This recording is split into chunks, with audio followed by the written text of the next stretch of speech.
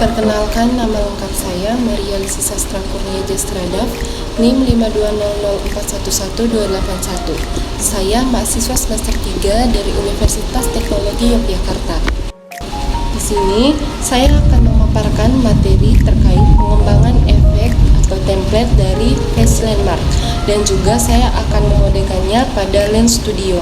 Nah, materi ini atau presentasi ini saya buat untuk memenuhi nilai responsi dari mata kuliah Teknologi Augmented Reality yang diampu oleh Bapak Yoga Saria, Eskom Mkom. Untuk mengefisiensikan waktu, langsung saja kita beralih ke video presentasi saya. Face Effect 3, pengembangan template. Nah, poin-poin yang akan saya bahas di sini yakni face landmark secara umum, pin to face landmark, placement mode, dan face landmark distance trigger. Selanjutnya yaitu face landmark secara umum. Nah, face landmark ini dilengkapi dengan beberapa skrip pembantu agar dapat membantu pengguna melampirkan objek ke satu titik atau beberapa titik pusat lainnya. Pengguna juga dapat menggunakan jarak antar titik untuk membuat suatu interaksi yang berbeda. Selanjutnya ada pin to face landmark. Nah, pin to face landmark ini sendiri adalah skrip utama dari template yang memungkinkan pengguna untuk melampirkan objek ke satu titik atau beberapa titik pusat. Nah, skrip ini juga mendapat kedalaman dari head binding dan digunakan untuk mengubah setiap posisi titik dari transformasi 2D menjadi 3D. Sehingga pengguna harus selalu memiliki referensi kamera serta head binding pada skrip. Nah, di sini bisa kita lihat tampilan pada pin to face landmark. Nah, di sini untuk kameranya diatur menjadi kamera-kamera dan head bindingnya juga. Selanjutnya ada placement mode. Nah, placement mode ada dua opsi yang tersedia dalam penempatan objek di landmark. Yang pertama yaitu stick in between points. Nah, opsi ini melampirkan semua konten turunan dari script ke posisi face landmark. Opsi yang kedua ada spawn at each point. Nah, opsi ini mendistribusikan objek anak di sepanjang semua titik face landmark. Yang berikut ada points mode. Nah, poin mengacu pada setiap penempatan landmark seperti yang dapat dilihat pada diagram di samping untuk tampilan dari points mode-nya. Nah, untuk points mode ini dapat dibuat sebagai acuan kita dalam menggunakan titik penempatannya. Yang berikut ada custom point. Pada opsi ini, pengguna dapat menentukan titik tertentu untuk objek yang akan dilampirkan. Nah, diagram face landmark juga dapat dilihat pada panel resource bernama Landmark Points Guide. Nah, untuk menemukan titik yang diinginkan dan kemudian ditambahkan nomornya ke input array points. Yang berikut ada predefined points. Nah, predefined points ini sendiri yaitu ketika poin yang telah ditentukan dipilih, kita akan mendapatkan drop down poin yang ditentukan. Dengan menu tarik turun ini, kita dapat memilih salah satu opsi untuk melampirkan konten ke tempat yang diinginkan. Kemudian ada face landmark distance trigger. Ini adalah salah satu skrip pembantu yang dapat memungkinkan kita untuk memicu tindakan berdasarkan jarak dua titik. Nah, kita dapat menggunakan output script untuk memindahkan, menskala, memutar, atau mengubah opasitas suatu objek.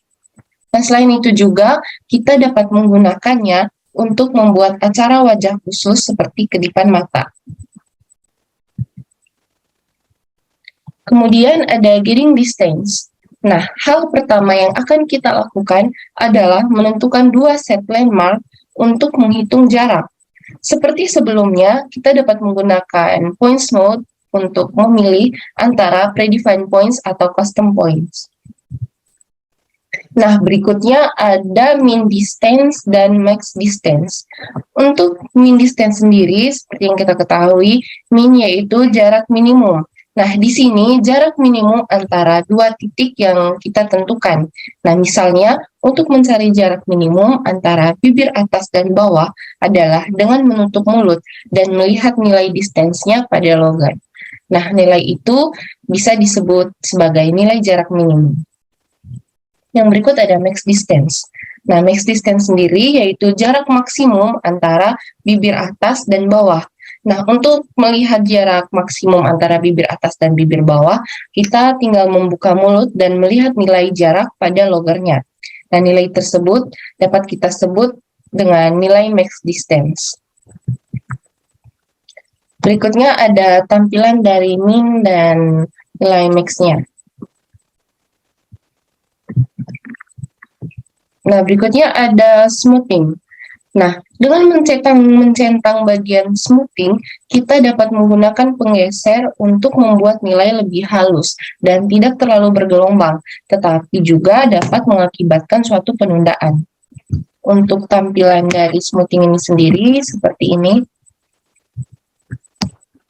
Yang berikutnya ada custom triggers. Nah, untuk custom triggers, kita dapat mengaktifkan opsi custom trigger untuk menentukan trigger yang akan terjadi saat jarak mencapai jarak minimum dan saat mencapai jarak maksimum. Nah, kita dapat menggunakan custom triggers ini dengan behavior script untuk membuat events dan trigger yang tidak ada sebelumnya. Berikutnya ada Phase Landmark Distance Response. Nah, script ini memungkinkan kita untuk mendapatkan data dari Phase Landmark Distance Trigger dan mengonversi nilai tersebut, sehingga kita dapat menerapkan nilai tersebut untuk memindahkan, memutar objek, mendorong bentuk campuran, atau membuat objek menghilang dan muncul. Berikutnya ada Distance Script. Nah, untuk membuat script berfungsi, kita harus memiliki referensi ke Phase Landmark Distance Trigger sehingga script ini dapat menerima nilai dari itu. Nah, untuk tampilan dari distance script sendiri seperti ini. Selanjutnya ada mode atau mode. Ada 3 mode yang tersedia. Yang pertama, transform mode.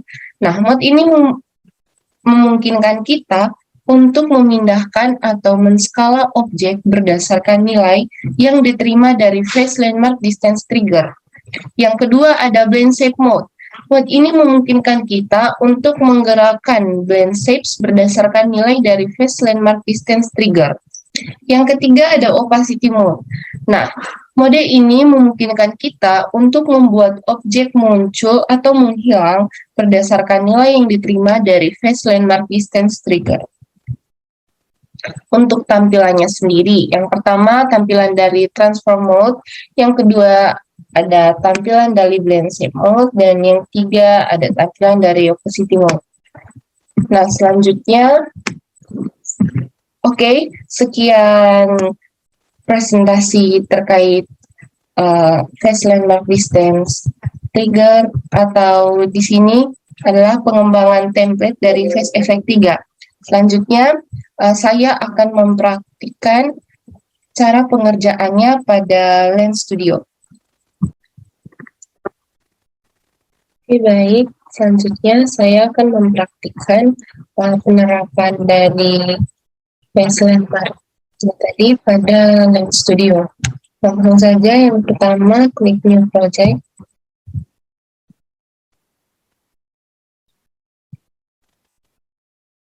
Oke, nah untuk tampilan Lens Studio-nya bisa kita lihat tampilannya.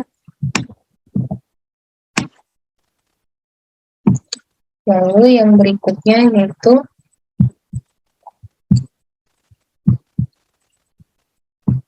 menambahkan template yang akan kita gunakan. Nah, template yang akan saya gunakan di sini yaitu template Phase Landmark. Langsung saja ke bagian file, lalu new project from template. Nah, di sini template-nya yaitu pada bagian Phase, lalu pilih Phase Landmark.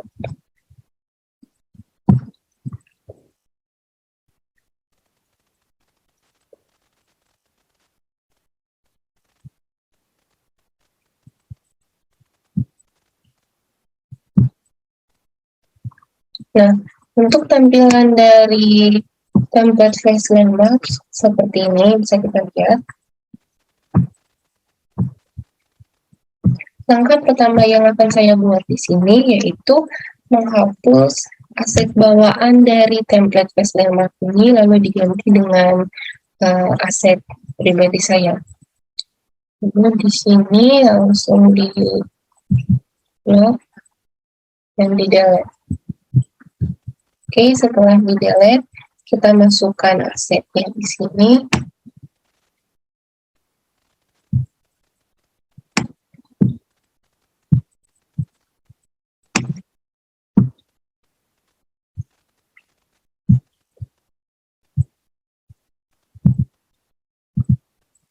Oke, di select all, lalu di drag and drop ke bagian research-nya.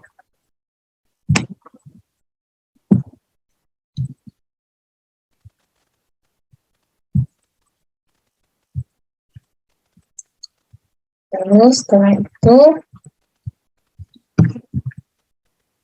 langkah pertama yang kita buat adalah memasukkan scan objeknya.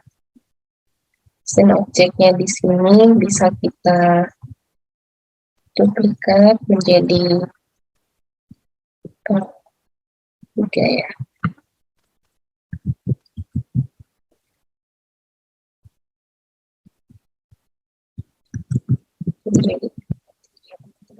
Lalu untuk scan objek yang pertama di sini kita bisa rename menjadi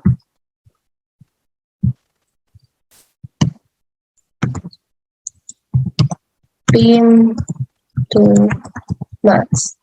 Yang karena aset pertama yang akan saya buat yaitu mask. Nah, di bagian pintu mask ini kita masukkan lagi scene objeknya. Oke, sini dimasukkan pada pintu masknya. Nah, lalu di rename menjadi add object. Setelah di rename, pada add object ini dimasukkan lagi scene objeknya. Dimasukkan pada add object ya teman-teman. Maaf, di sini seharusnya yang ditambahkan itu adalah image object. Oke, kita ulangi. Lalu tambahkan image objeknya.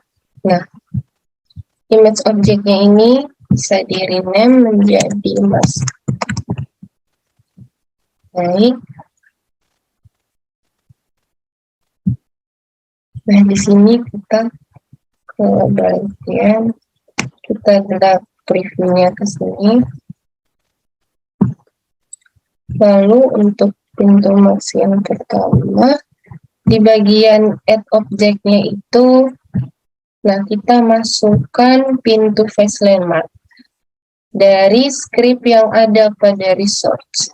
Kita tinggal drag and drop ke dalam add object. Nah, di bagian pintu face landmark di sini kita akan memasukkan value-nya. Nah, terlebih dahulu kita atur kameranya itu menjadi kamera-kamera, lalu head binding-nya menjadi head binding juga. Oke, nah setelah itu di bagian objeknya ini kita masukkan teksturnya yaitu mask-nya. Lalu di oke. Nah, seperti ini ya teman-teman. Lalu di bagian add objeknya itu di sini di bagian ini untuk memasukkan nilai value-nya itu terlebih dahulu kita lihat pada bagian landmark points guide, lalu open external editor. Nah, di sini bisa kita lihat titiknya atau value-nya itu berada pada titik 28. Nah, jika teman-teman ingin memasukkan aset dan ingin menempatkannya sesuai titik yang akan digunakan, Nah, maka tinggal dilihat pada bagian landmark points guide. Nah, jadi di sini value yang akan saya masukkan yaitu 28. Oke, ini untuk previewnya seperti ini. Lalu ke bagian mas lagi, di add object-nya, value-nya saya masukkan 28. Oke, sudah mengikuti sesuai titiknya. Dan untuk mengatur besar dan kecilnya objek ini, kita tinggal memainkannya pada bagian scale. Nah, ini tinggal dikecilkan lagi. Oke, seperti ini saja di angka 0,5. Lalu, karena ini agak sedikit ke bawah, kita tinggal naikkannya pada titik Y. Oke, seperti ini. Dan untuk mengaturnya, kita tinggal ke bagian offset ya, teman-teman. Lalu berikutnya, di bagian add object ini, saya akan tambahkan scene object lagi. Oke.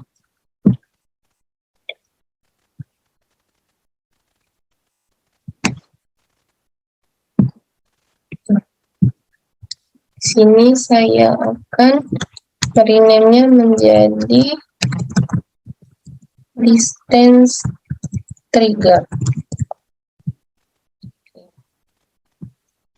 Lalu kita lihat pada bagian face landmark helpers, kita drag and drop face landmark distance trigger-nya ke dalam distance trigger yang barusan kita buat. Pada bagian distance trigger ini yang akan kita atur atau yang akan kita setting yaitu untuk distance trigger-nya itu sendiri. Nah, untuk yang value yang pertama itu, di sini yang akan saya jadikan triggernya yaitu mata. Jadi yang kita lihat nanti ada di bagian kelopak mata atas dan kelopak mata bawah. Di sini nilainya untuk kelopak mata atas ada 78 dan bagian bawahnya yaitu 82. Langsung saja kita masukkan di value yang pertama, tadi ada 78. Lalu untuk value yang kedua ada 82. Nah, setelah itu tidak lupa juga di bagian head binding ini kita ubah dulu menjadi head binding. Lalu di bagian kameranya kita ubah menjadi kamera. Oke, setelah itu kita akan menghitung mean distance-nya sendiri. Nah, di sini kita centang terlebih dahulu ya teman-teman custom trigger-nya. Lalu di sini untuk menghitung mean distance-nya, kita klik terlebih dahulu mean distance, lalu di print distance. Nah,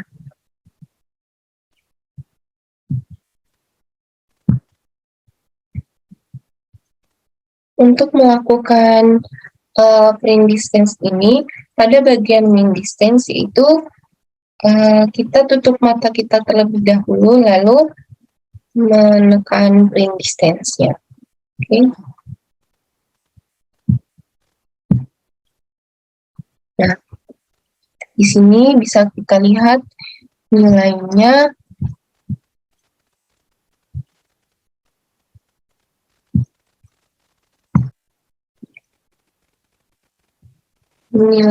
di sini yaitu 0,062. Jadi saya hanya akan memasukkan 3 digit di belakang koma, jadi 0,062 ya teman-teman. Nah, oke. Berikutnya yaitu saya akan memasukkan max distance-nya. Prosesnya juga sama. Untuk memasukkan max distance yang kita lakukan yaitu membuka mata kita lalu menekan bagian print. Oke, langsung saja.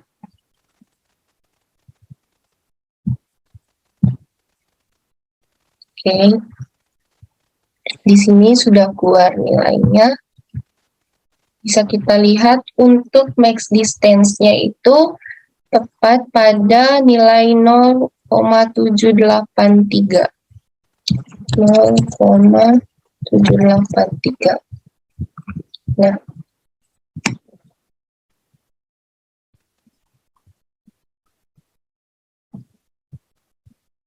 setelah itu, kita langsung saja mencentang bagian custom trigger-nya. Nah, pada bagian custom trigger ini, yang akan kita ubah yaitu pada min triggernya itu kita masukkan tutup mata. Tutup mata. Lalu pada max triggernya ini kita masukkan buka mata. Oke, sini sudah selesai.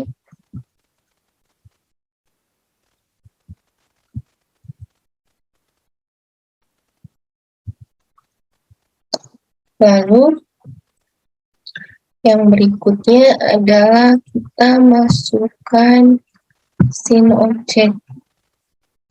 Baru masukkan di dalam pintu mask. Oke. Lalu di scene.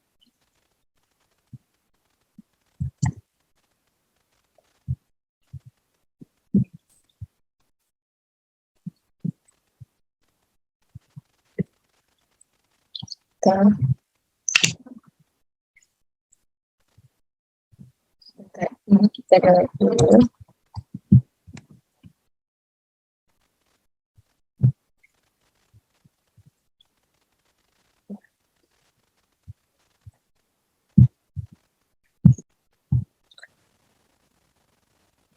Oke, kita masukkan di sini tadi seharusnya kita masukkan pada pintu yaitu behavior-nya. Tinggal dicari. Nah, behavior ini ada pada bagian helper script. Lalu tinggal diklik behavior. Nah, sini sudah masuk. Oke, di sini kita duplikat dulu.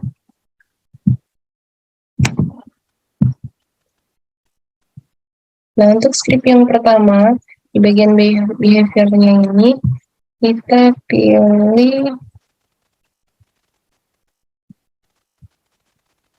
face event.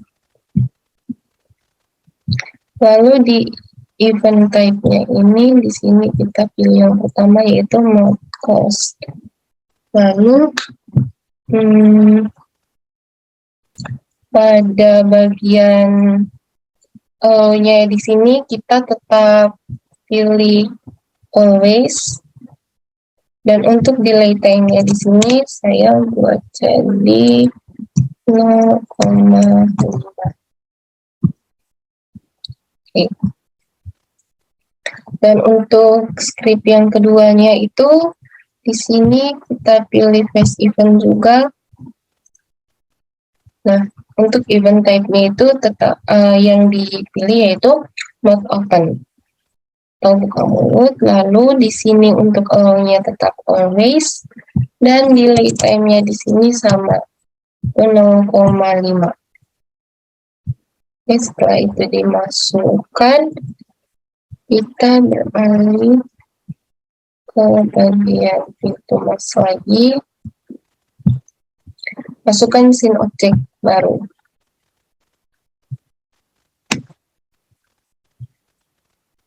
Scene object ini juga kita masukkan di dalam pintu mask ya teman-teman. Setelah itu di rename menjadi distance response.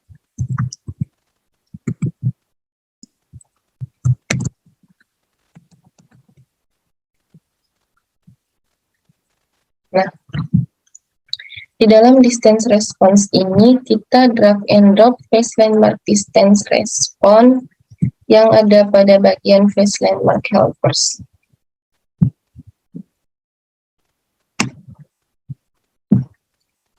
Oke, di sini sudah terlihat. Nah, untuk face landmark distance ini kita tetap pilih on away. Dan untuk distance script-nya kita pilih distance trigger script. Lalu oke. Nah, untuk modenya ini kita pilih opacity. Di sini di add value into max add object lalu pilih max image. Oke. Nah, ini kita bisa lihat perubahannya. Oke.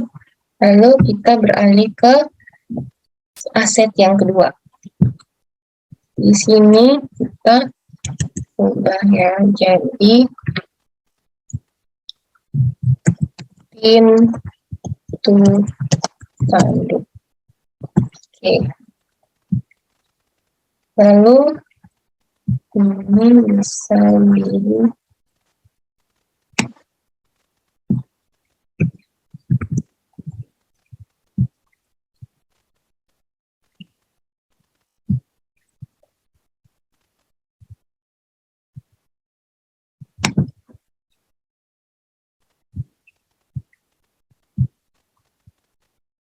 oke. Ini bisa di-model. Ini tinggal diduplikat.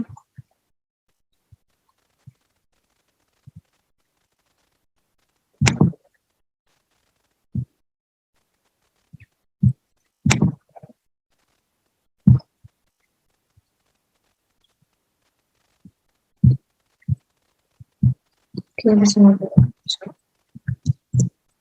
Nah, sini sudah muncul. Lalu tinggal kita ubah ini menjadi lalu add objeknya tetap add objek, dan untuk max-nya ini di-rename menjadi lalu pada bagian tanduknya ini untuk teksturnya kita masukkan. Nah, di sini dia belum tepat ya teman-teman untuk titik penempatannya. Lalu kita beralih ke bagian add objeknya. Nah, seperti yang pertama tadi, kita tinggal mengaturnya pada bagian value. Sini bisa dilihat, kita bisa mengaturnya di bagian 70, 71, atau 72. Oke. Di sini kita coba atur. Nah, sini dia agak miring. Lalu kita bisa atur dulu di bagian scale-nya untuk memperbesar. Nah, oke. Lalu tinggal dinaikkan pada titik Y-nya, atur menjadi 4. Nah, seperti ini tampilannya. Lalu kita ke bagian, nah di sini sudah semua ya. Tinggal kita klik juga add object, lalu di bagian bentuk level. Oke. Untuk distance trigger behavior ataupun distance responnya ini tidak usah diubah lagi karena akan disesuaikan semua. Untuk aset, kedua asetnya sudah saya masukkan. Berikutnya saya akan memasukkan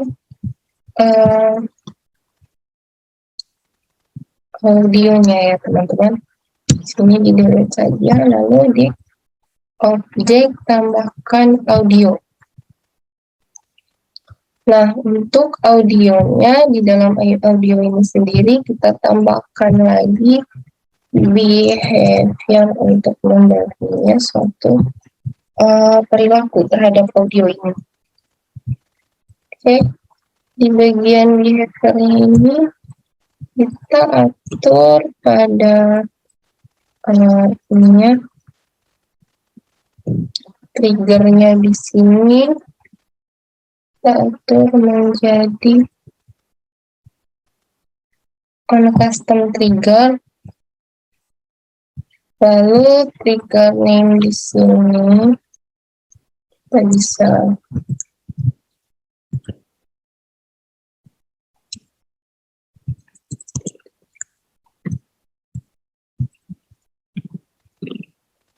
terlebih dahulu kita duplikat dulu ya.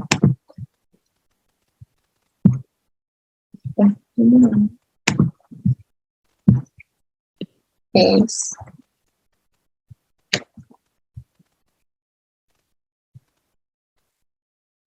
Oke, untuk yang pertama tadi di sini on awake, lalu untuk triggernya di sini tadi face eventnya dulu.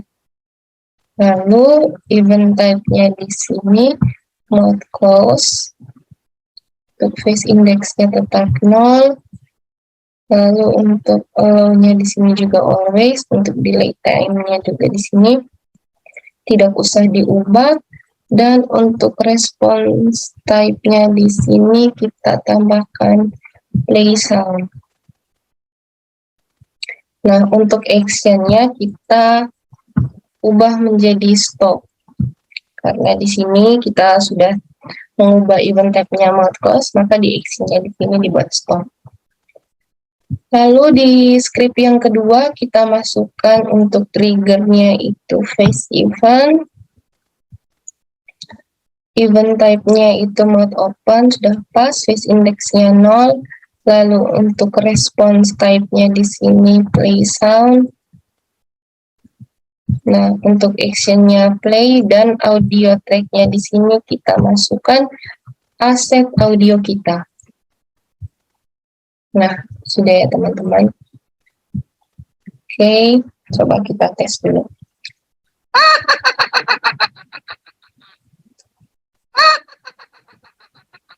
Nah, di sini sudah bisa terdengar ya dari audionya.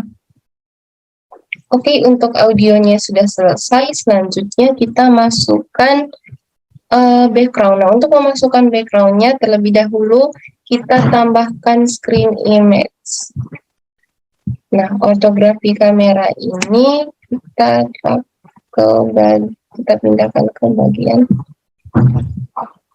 pindahkan ke bagian atas ya.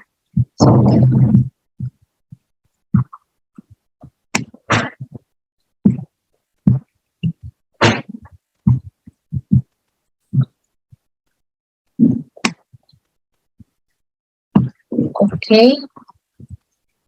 Setelah itu di sini kita tambahkan image object lagi.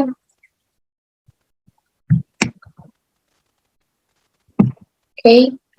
Nah, untuk image object yang pertama ini kita udah namanya menjadi background. Yang kedua diubah menjadi orang saja. Oke, sudah. Kemudian pada bagian ortografi kameranya ini kita buat layersnya itu menjadi multiple layers ya, biar kedua layer ini ada. Lalu untuk render ordernya di sini ortografi kamera ditempatkan paling atas. Nah, sini nampak aset yang tadi kita buat. Lalu di bagian backgroundnya ini sebentar, di ortografi kamera ini di max teksturnya kita tambahkan dulu untuk di resource-nya, yaitu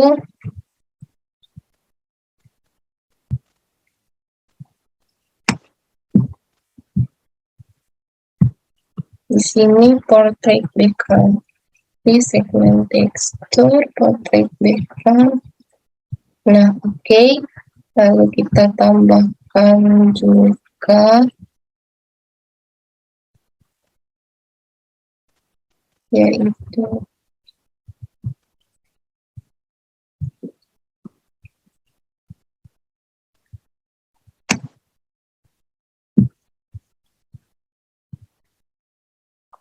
kita tambahkan lagi penulis di sini.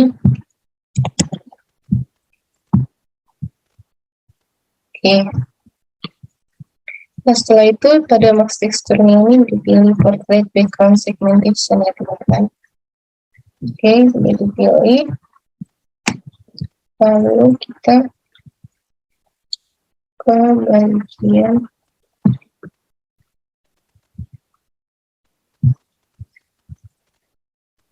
background-nya.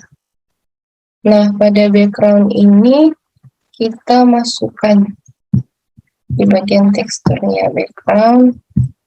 Oke.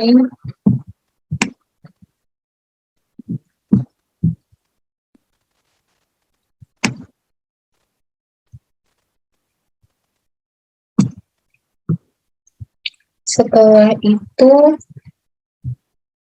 blend modenya normal.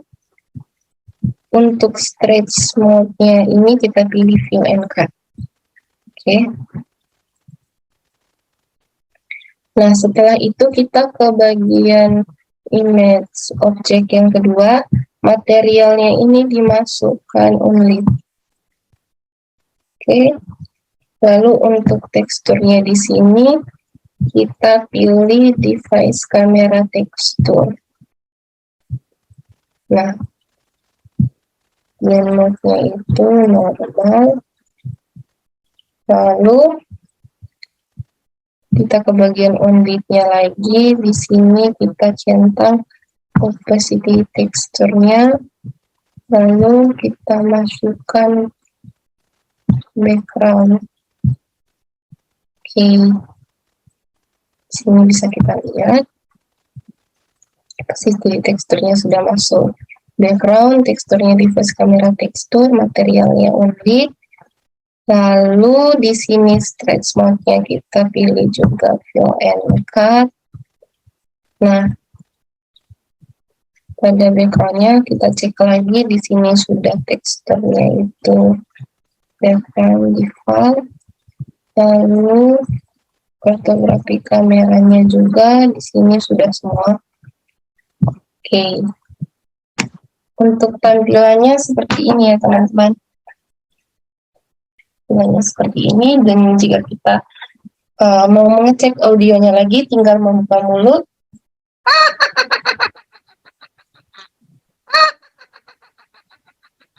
Nah, seperti itu. Oke, sekian tutorial pada Lens Studio-nya. Baik, saya tutup dulu untuk praktiknya ini.